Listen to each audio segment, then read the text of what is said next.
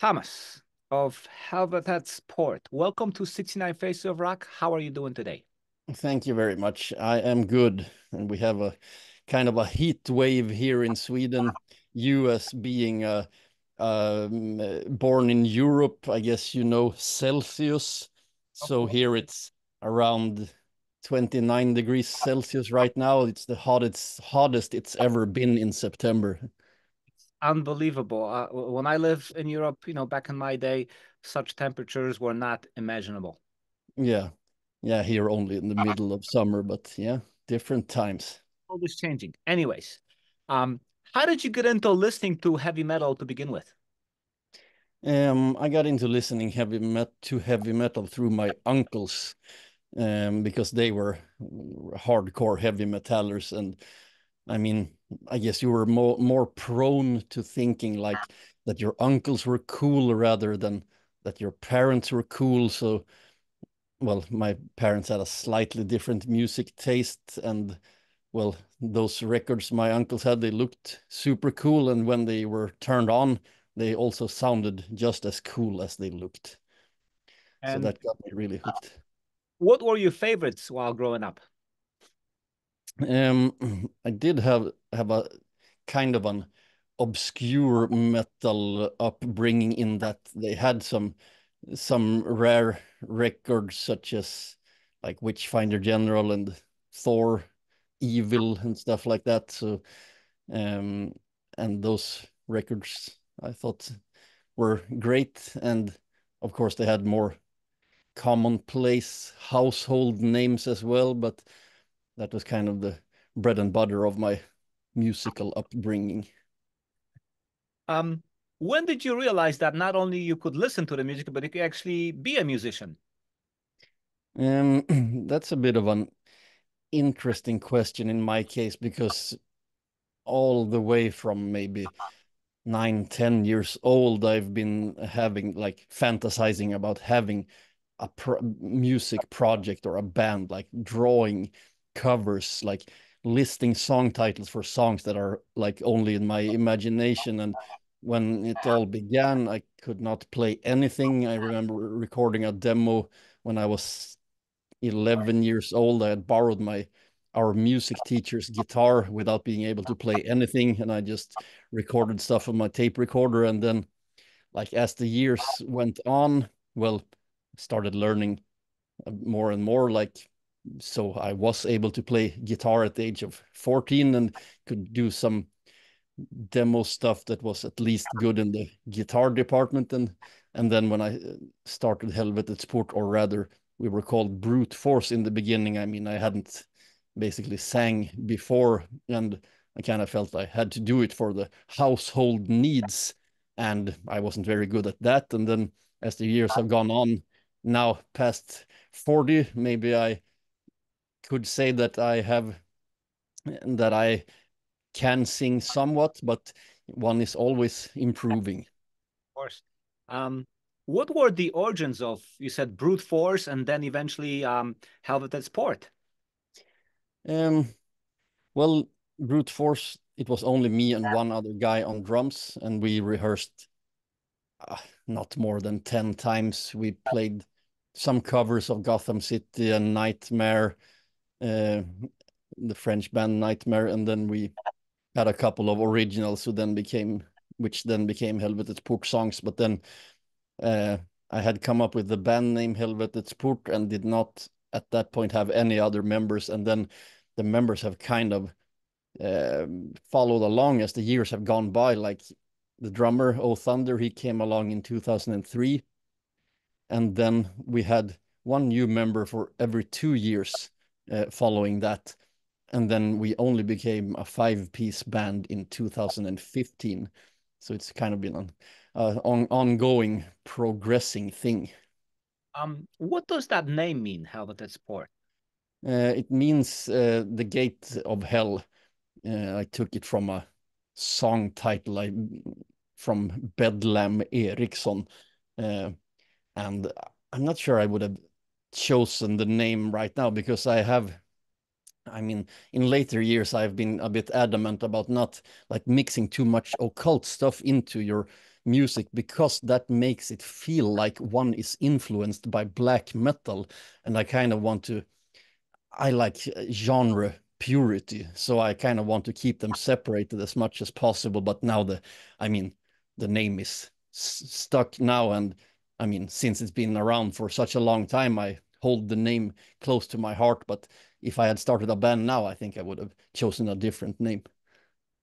Um, it seems like you had everything pre-planned from the early teenage years. So is there an image the band comes with? I mean, you have a very specific name. What kind of image do you project, let's say, when you play live? Um, it's an interesting question that I've not really gotten before.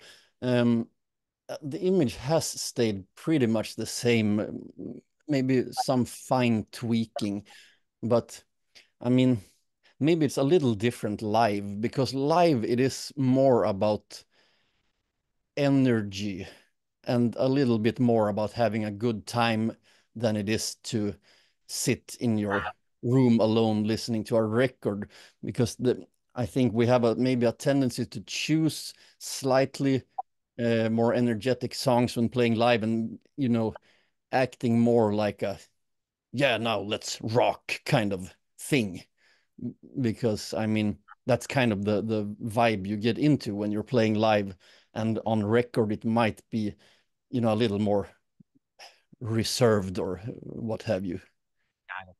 Um, Tell me about your local scene in Gothenburg. That's where you're from, right? Yes, I am the only one from Göteborg and by the way, Gothenburg is the only city in Sweden that has a certain name in English. A fun bit of information there, and I'm the only one in the band living here. And the local scene, I have to say, I'm not really in the loop. As far as I know, there is not much classic heavy metal going on. And for some reason, there wasn't that much in the 80s either. I mean, I like to always look back to the 80s. In Göteborg, there were Destiny, and there was a band called Steel Made, and not that much more for being such a big city. I mean, Göteborg is, of course, known for having a certain sound when it comes to like mellow death and stuff. But that's not really a scene for me, so to speak. So not really sure if maybe something is brewing in that scene. But I mean, we have lots of dedicated heavy metal fans, and we have like a good heavy metal bar slash gig venue and stuff. So the heavy metal scene in that regard is very healthy. But as far as bands playing, can't really tell. Got it. Your first album, Exodus to Hell, that came out in 2009. How did people react upon that being released upon them? Um, it was a very mixed bag because, back then there was not a lot of classic heavy metal being put out. And so we were one of the first in that new wave of traditional heavy metal, and it was quite a hype behind all of that. And I mean, diehard fans, like people who are really into 80s obscure heavy metal, they liked us a lot. But people who had like believe that music should come with a high level of technical proficiency, they might not have liked it that much, because I mean, it was kind of, if there's a will, there is a way kind of proficiency. Um, a year later, in 2010, you did an EP, Man with the Chains. Did it help to establish the band?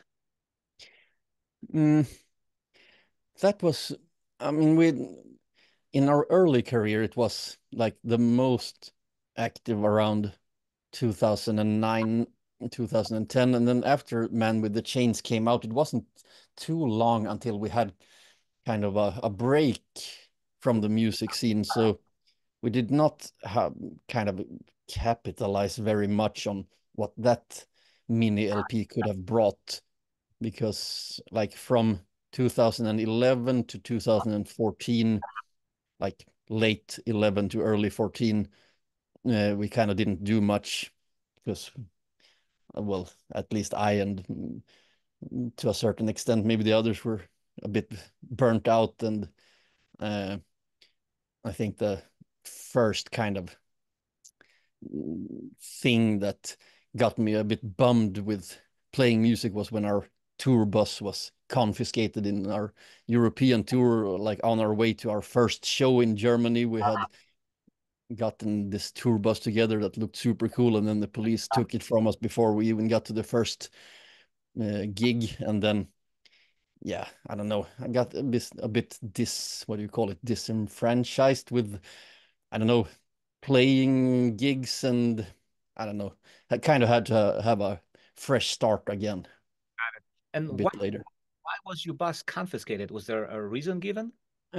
Well, I think that the police in Germany, they don't like older vehicles. I mean, we never saw any like older type of vehicle on the roads there, and our bus had passed the check in Sweden, but they thought like the brakes didn't seem to be good enough and stuff, so we had to pay for the towing. We had to pay for an English translator to come because the police didn't speak English, and we had to pay for the storage of the bus, and we had to pay to get it back to Sweden. And yeah, That's not a good experience. that's enough to go bankrupt. Yeah, pretty Uh, much. it took you nearly 10 years to release the next album, which was From Life to Death. Why Yeah. so? You kind of touched upon this, but any other reasons? Um, no, that was the main reason that I just got into. And then after we got together, we played gigs starting in 2015 again. And then I had an injury, so I couldn't play guitar. And so then we brought in David Virgin Killer on guitars. So then we became a five-piece band. And yeah, we had a couple of gigs, started writing material, and we felt like we wanted to bring something massive to the people who after all had waited for us. So it became not a double LP maybe, but an LP and a mini LP with 14 songs. So took quite some time to get the album together. Was your sound affected by such a long break? Um, mm, not the sound when it comes to like how we write our songs. Maybe, I mean, yeah, we did like develop songwriting in certain ways, but still pretty much the on the same track. But we in the beginning we were a die hard, like record everything on reel to reel, like for our first, like the first album and the Man with the Chains mini LP, we recorded on reel tape, like reel to reel tape. Um, but then we decided that it's just you have a tendency to do like everything in one take, and then you're so overworked and you think it's good enough when it actually isn't. So we kind of gave ourselves the luxury of at least recording stuff digitally, and then like reamping stuff to have still a bit of an analog feel to it. Right after that, the pandemic broke out. How do you reflect on that time?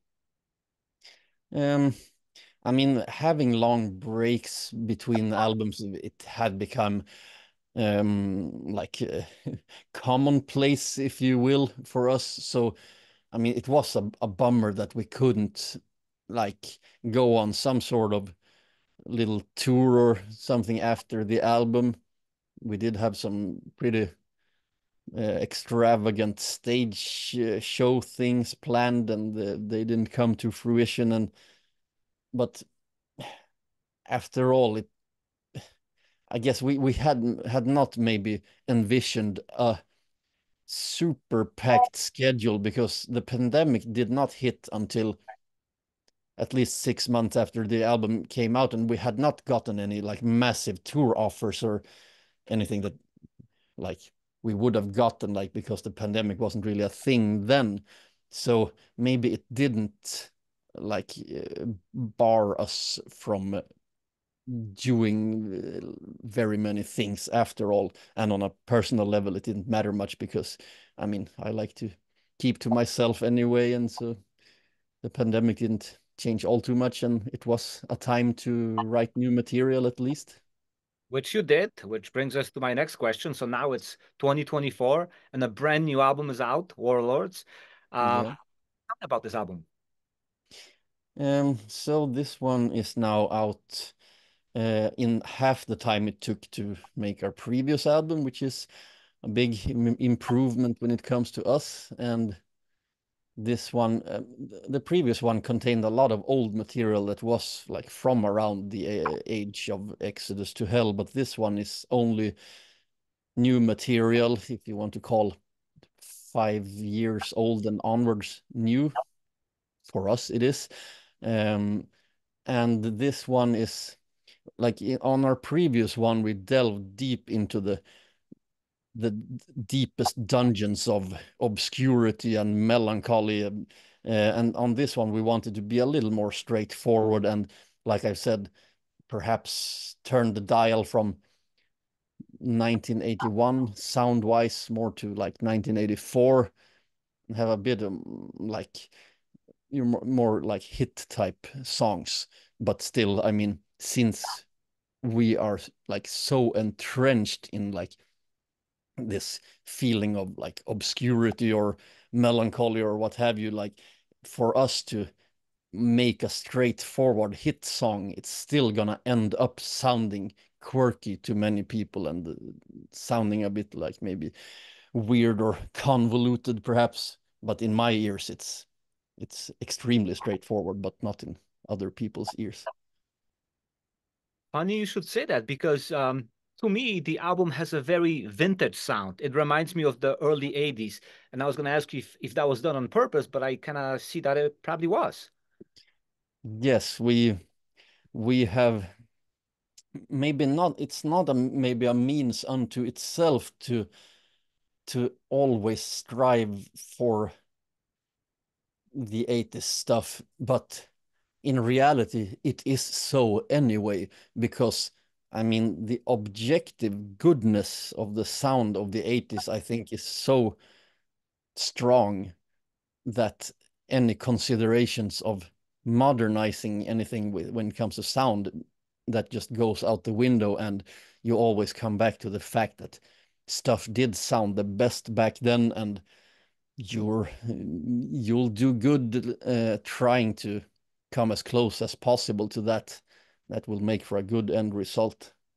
I could not agree more. Those were my teenage years, and I know how excited I was when all of those bands and records were coming out, and Yeah, that led to me what I'm doing today. You know, yeah, that's awesome. tell me about the new songs. Is there anything you are particularly proud of? Um, my personal favorite song on the album is Mutant March, because I do like the stuff that is closest to my heart is the more epic stuff, and that one is has epicness in spades. And I mean, I don't think I've written a song that has been as slow in beats per minute as that one is, at least for the first part. And I thought that would be quite a challenge.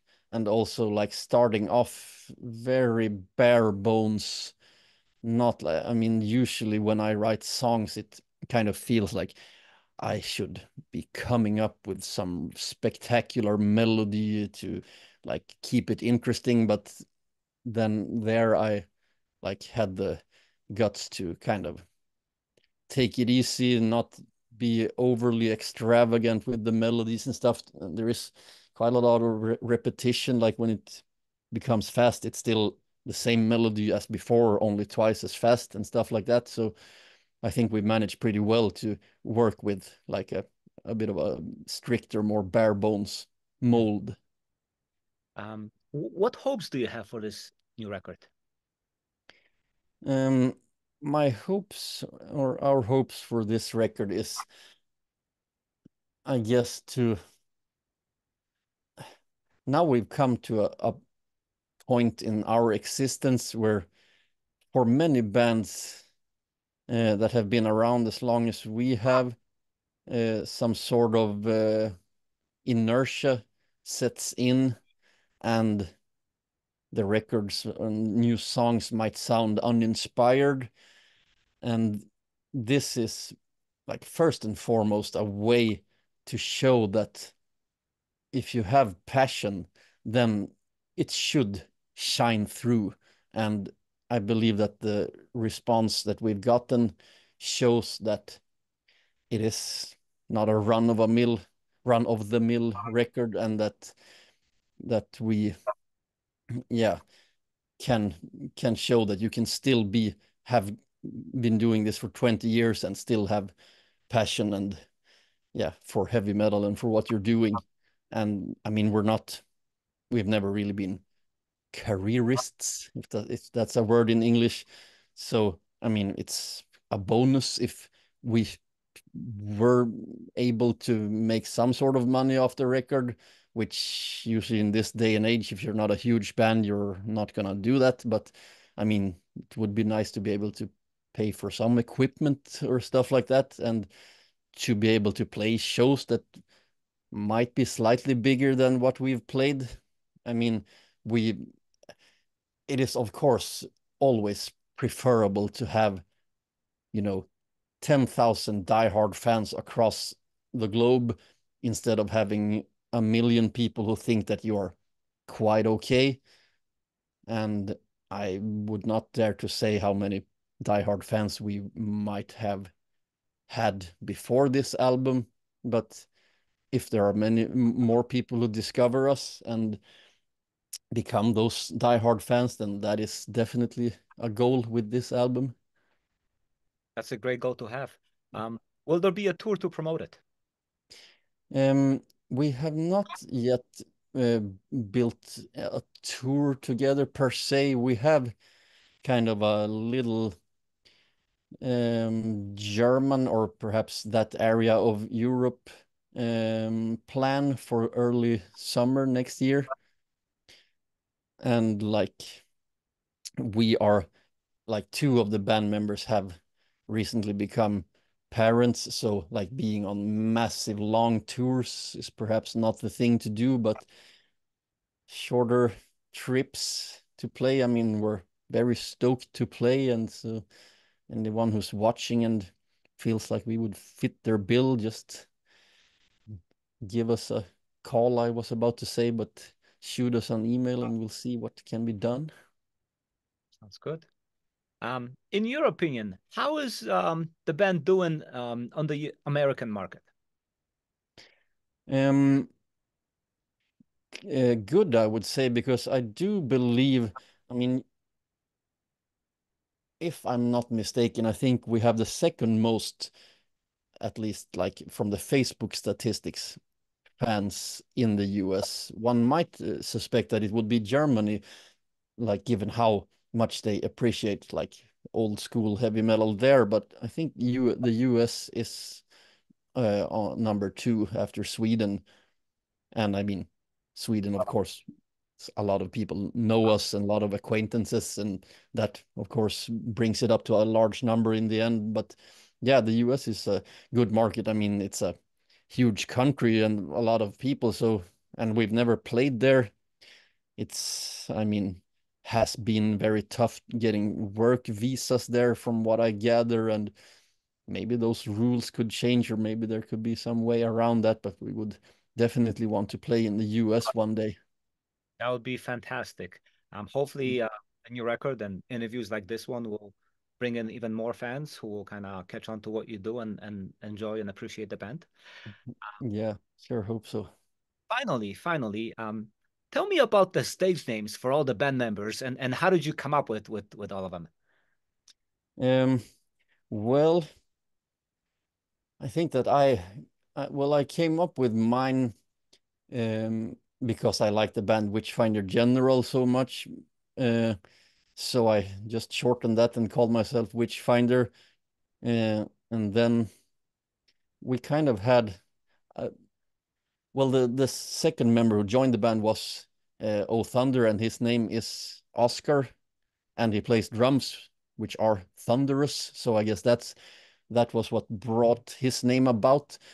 And then when we had those two names, and then our following two members who joined, we kind of wanted to juxtapose those existing names. So the guitarist we got, his name was K Lightning, to kind of allude to O Thunder.